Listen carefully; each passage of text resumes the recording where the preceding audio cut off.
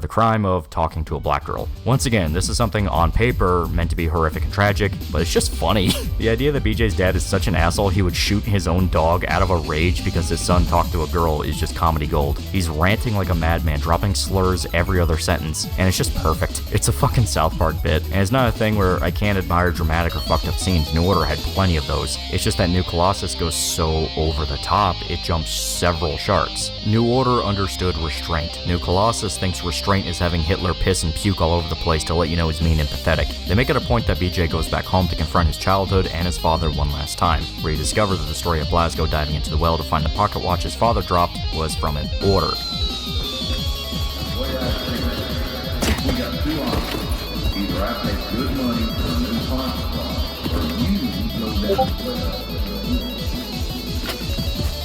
Rip told him to dive down so he wouldn't have to spend money on a new watch. I hated this, because I like the idea that BJ just dove down there without a second thought. He's impulsive and just does things. That's BJ. Making it to where his dad made him just feels, once again, indulgent. You also get more insight into the girl BJ talked to, which set off the dog incident, Billy. It's decently cute for what it is, seeing the two kids spend time together and bond for the little bit we see, but it's completely pointless because Billy never comes up at any point in the game, and it's all there just to set up the dog execution. Once again, a little hard to take this seriously. There's a few other moments as well, something I do want to talk about later, because they're further proof that I really do believe this game was torn apart and put back together, not just with Horton, but with his father as well. All you have to know is I'm talking about the pocket knife scene and the basement. Now, the real gem of this segment is when he actually confronts his dad, where you find out his father struck it rich by schmoozing up the Nazis, even selling his wife to them so she would be killed in a concentration camp. Jesus fuck, dude. Also, his dad's a complete unrepentant asshole to the very end. BJ kills him, and you find out the whole reason for this level was so BJ could get his mother's wedding ring, which he used to propose to Anya, so they'll officially be husband and wife. Alright, fine, whatever. Yeah, there's not a single ounce of subtlety in this game. Now, someone just coming into the reboot trilogy from New Colossus will go, yeah, and? Because they didn't play the other games, which did push the brakes on moments. What makes the over-the-top scenes in New Order work is they're played very straight and not indulgent. You are invested in the story.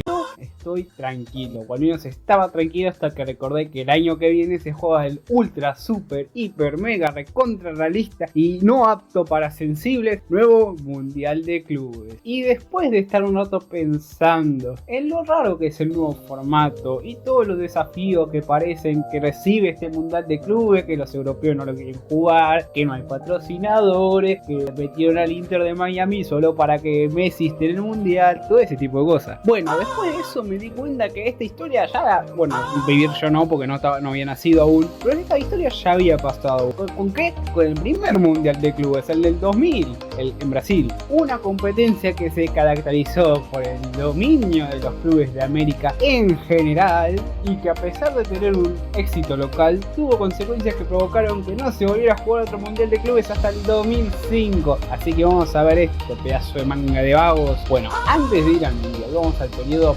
pre-mundial de clubes.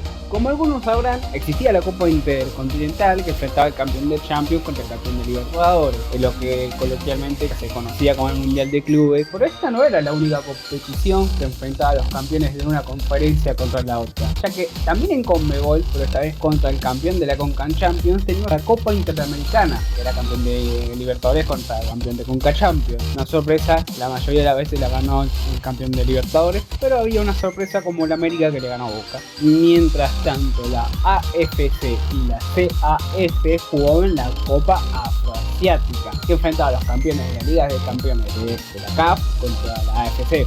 Usualmente la solía ganar el campeón africano, lo mismo, a veces ocurría la excepción, pero usualmente el campeón africano que salía campeón. Pero este modelo tenía un problema. ¿Cuál era el problema? Que solo los clubes sudamericanos y europeos podían ser campeones del mundo, aunque técnicamente la Intercontinental no era un campeón, no se consideraba, después se consideró como un campeonato del mundo. Usualmente el campeón de esa copa decía, ahora soy el campeón del mundo, todos ustedes me las chupan. Pero bueno, esta injusticia, además sumando el hecho de que ahora las 6 confederaciones, bueno, Oceanía aún no, pero en poco tiempo lo iba a tener, ya tenían campeonatos de club cada una, llevaron a que, según Joseph Blatter, así que esto fue Too simplistic to say that Jacko's mind knows where he needs to be, but that his legs just can't quite get him there on time anymore. With an injury to Robin Gosens, a standout player at Fiorentina last season, and formerly one of Dzeko's chief providers from the left flank at Inter Milan, along with former Brighton man Tarek Lamptey on the opposite flank, who's also injured, certainly not having helped. In truth, Dzeko has barely featured for Fiorentina, having played the equivalent of just 2.6 league games in terms of minutes, with unconfirmed reports online that Fiorentina are restricting either his minutes or his appearances, or both, in an effort to avoid triggering certain clauses or bonuses in his contracts. More likely, Fiorentina managers would just prefer to play a 25-year-old Moise Kean and partner him with a withdrawn forward or second striker who gives their attack more balance and can contribute to more phases of play. That has tended to be Icelandic international Albert Gudmundsson, who has been a standout performer for Fiorentina in Europe this season, but who has only scored 2 goals in 12 games in Serie A. As important as Fiorentina's failed recruitment has been the downturn in fortunes of their existing players. David De Gea's 1 or 2 miracles a game haven't happened for him this season, which is not to say that he has been terrible, or at least, it's not to say that he has been the team's biggest problem, but it means Fiorentina are no longer outperforming their expected goals against as they did last season, and whereas everything that Moise Kean hits seemed to find the back of the net last term, his shots have discovered an unfortunate habit of crashing against the woodwork or bouncing just wide of the goal this season. He still jointly leads